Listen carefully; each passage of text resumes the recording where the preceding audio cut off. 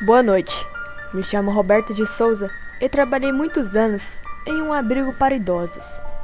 Sou da Bahia e não vou dar muitos detalhes de onde aconteceu isso, mas era meu último ano antes de me aposentar. Nesse trabalho, eu fui muitas coisas, desde cuidadora e cozinheira. Já nos últimos anos, eu estava trabalhando como enfermeira, pois tinha o curso e nunca exerci. Descobri depois de terminar o curso que não queria seguir essa carreira, mas a pedido de minha chefe, que sempre foi muito boa comigo, eu acabei aceitando uma proposta para ser a enfermeira nessa época. Eu ainda trabalhei 3 anos assim antes de sair de lá. O abrigo era um prédio antigo e eu tinha medo de andar pelos corredores à noite. Acabei ficando um bom tempo nesse turno e vi muitas coisas estranhas e assustadoras. Às vezes, eu virava turnos a pedido de minha chefe.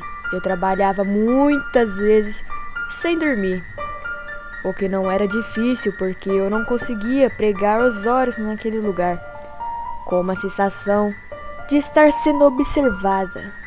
Eu passava o turno todo checando os enfermos, pois eram idosos e na maioria com problemas de saúde. Eu tinha que verificar também se eles tinham tomado seus medicamentos, ver se eles precisavam de ajuda ou aplicar alguma injeção, se preciso. Como todos gostavam de mim, não era tão trabalhoso e eu procurava descansar. Eu passava pela sala de tratamentos, que é o lugar onde estão os enfermos. São isolados para um tratamento. Eu ouvi sussurros que pareciam uma conversa estranheira. Aquela situação, porque pelo horário todos deveriam estar dormindo. A sala ficava no final do corredor, escuro, e eu tinha muito medo de caminhar por ali à noite. E já é 2 da manhã, quando eu ouvia aqueles barulhos. Quando os enfermos estavam dormindo, a gente tinha que ficar atento para auxiliá-lo em alguém em necessidade, como ir ao banheiro algumas das vezes. Acontecia acidentes, pois eles acordavam à noite e tentavam se levantar para ir ao banheiro. Este era um trabalho que tinha que ser feito durante a madrugada. Algumas das vezes, ouvíamos choros e gritos, e eu chamava alguém para me acompanhar, para ver o que aconteceu na sala. Mas quando chegamos lá não havia nada. Todos estavam adormecidos. A gente olhava tudo e não encontrava ninguém chorando ou ainda acordado. Todos ouviam e às vezes viam vultos, e era por isso que ninguém queria ir sozinho fazer aquelas rondas. Porém, tinha a coordenadora, que não acreditava na gente e dizia que tudo aquilo era bobagem. Passa um tempo, uma enfermeira, que era muito minha amiga, foi enviada para outra filiação do abrigo em outra cidade, e antes de sair me deu um aviso que eu fiquei muito com medo. Ela era quem eu estava no comando da enfermagem ali, e nós dávamos muito bem. Sofri um pouco com aquilo, mas tive que seguir em frente. Ela me disse para nunca entrar sozinha na sala da internação à noite, que era sempre para eu ir acompanhada de alguém. Ela me avisou e disse que era para o meu próprio bem. Não entendi muito o recado, mas eu nunca ia para lá sozinha. No dia seguinte, que era o último expediente dela, ali a encontrei na cantina e continuávamos aquela conversa. Perguntei o que ela queria dizer com aquilo e pedi que ela me explicasse aquela história. Ela desconversou e acabou me deixando ainda mais intrigada com o que me disse. O que eu entendi foi que meu quarto, menos eu soubesse, seria melhor para mim. Os dias passaram e eu acabei sendo designada para o cargo que minha amiga que tinha saído. Era exatamente o cargo que comando da sala de internação. Minha função era fácil, ficar gerenciando e fiscalizando os horários de tomar remédios e o que as enfermeiras faziam caso algum acontecesse. Eu deveria chamar alguém para que cuidasse. E nessa primeira noite, alguém apagou todas as luzes do lugar, inclusive da sala que eu estava, quando os encarregados da manutenção foram ver. O problema, me disseram que todos os interruptores ainda estavam ligados, que foi preciso reativar a chave e todas as luzes e equipamentos voltaram a funcionar. O que era estranho, pois ninguém podia vincular livremente pelos corredores, se não fossem enfermeiros ou funcionários. E todos os internados eram pessoas idosas que já estavam adormecidas. Passou outra noite de novo, todas as luzes e equipamentos foram desligados. Dessa vez, não liguei para a manutenção e fui diretamente no lugar para ver se tinha mexido na chave de energia. Quando cheguei, vi que a chave estava normal e fiz o que o rapaz havia me ensinado.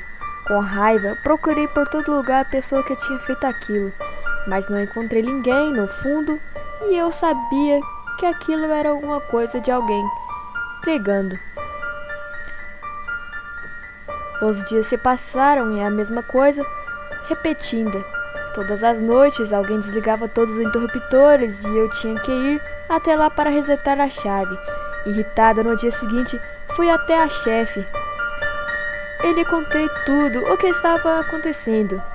Ela então mediu uma bronca e me chamou a atenção porque eu estava sendo muito irresponsável em deixar estranhos entrarem no local para fazer aquilo.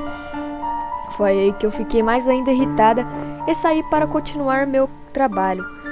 Naquela mesma noite eu decidi ficar atenta e perto da sala de internação. Como o lugar ficava no fim do corredor, eu estava mais perto para quando o engraçadinho passasse apagando as luzes e se descendo os equipamentos. Assim que eu ouvisse algo entrando, eu podia correr para pegar o safado que estava fazendo aquilo. Naquela mesma noite, lá pelas 3 horas da manhã, eu ouvi barulhos no corredor e saí da sala para ver o que era chegar no corredor. Eu não vi ninguém correr. Corri para a sala de internação e o que eu vi foi de cair os cabelos. Com a luz dos abajures que estavam fracas ligadas, eu vi de costas uma senhora com um vestido agarrando.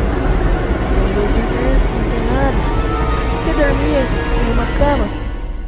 A minha reação naquela hora foi de chamar a atenção daquela senhora. Com uma voz de raiva, eu falei: senhora, não tem permissão para estar aqui. Esta sala é restrita. Mas a senhora pareceu não me ouvir. Quando a mulher se virou, vi que aquilo parecia não ter rosto, e ao me olhar direto, vi que não tinha pés. Também a senhora parecia flutuar. O rosto que tive naquele momento foi tão grande que imediatamente soltei um grito alto.